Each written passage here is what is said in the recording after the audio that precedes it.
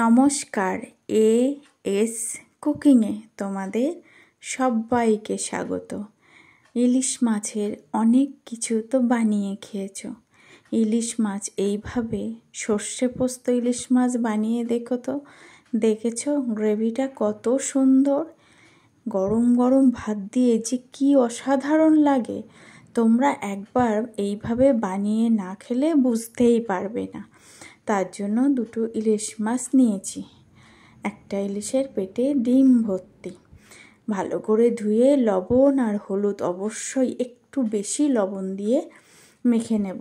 নিয়ে 2 চা চামচ সাদা সর্ষে আর 1.5 চা চামচ মতো পোস্ত, আর দেব অল্প লবণ আর 3-4টে কাঁচা লঙ্কা।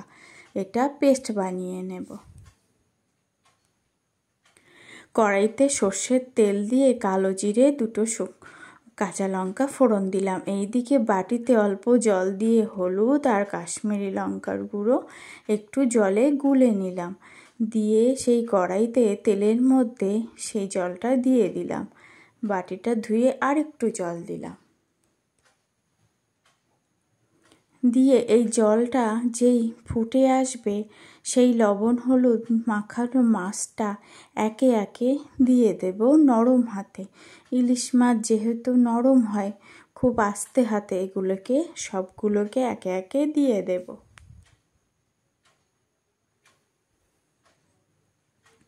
ভিডিওটা সম্পূর্ণ দেখার অনুরোধ রইল। ভালো লাগলে অবশ্যই লাইক, শেয়ার, কমেন্ট করে জানিও কেমন হলো। আর সাবস্ক্রাইব করে পাশে থাকার অনুরোধ রইল সকল বন্ধুদের। এবার খুব নরম হাতে মাছগুলো একটু উল্টে পাল্টে দেব। এইভাবে এই মশলা গুলে তেলে দিলে দারুণ লাগে খেতে। এইদিকে সেই সর্ষে পোস্তর পেস্টটা একটা ছাঁকনিতে ছেঁকে নেব। ছাঁকনিটা একটু ছিদ্রটায় আছে, পোস্তটা পড়বে না, মানে ফেলে দিলে খোসাটার সাথে পোস্তটা বাইরে যাবে না। ছেঁকে নিয়েছি, পোস্তটা এর মধ্যেই রয়ে গেছে, আর সর্ষের খোসাটা ফেলে দিয়েছি। দিয়ে জলটা দিয়ে একদম হাই হিটে এটাকে 5 থেকে 7 মিনিট ফুটিয়ে নিতে হবে। হাই হিটে, কম আঁচ করলে হবে না। এই ফোটানোর ফলে খুব তাড়াতাড়ি এটা গ্রেভিটা ঘন হয়ে আসবে, এর জন্য টেস্টটা সুন্দর হয়। আর কটা চিনির দানা, এতে কিন্তু মিষ্টি হবে না। সর্ষের জন্য যদি তেতো ভাবটা থাকে সেটা কেটে যাবে। এবার কটা চেরা কাঁচা লঙ্কা দিলাম। কাঁচা লঙ্কা 1-2 ফাটিয়ে লবণ ঝাল চেখে নিয়ে ওপর থেকে 2 চা চামচ মতো সর্ষের তেল ছড়িয়ে দেব।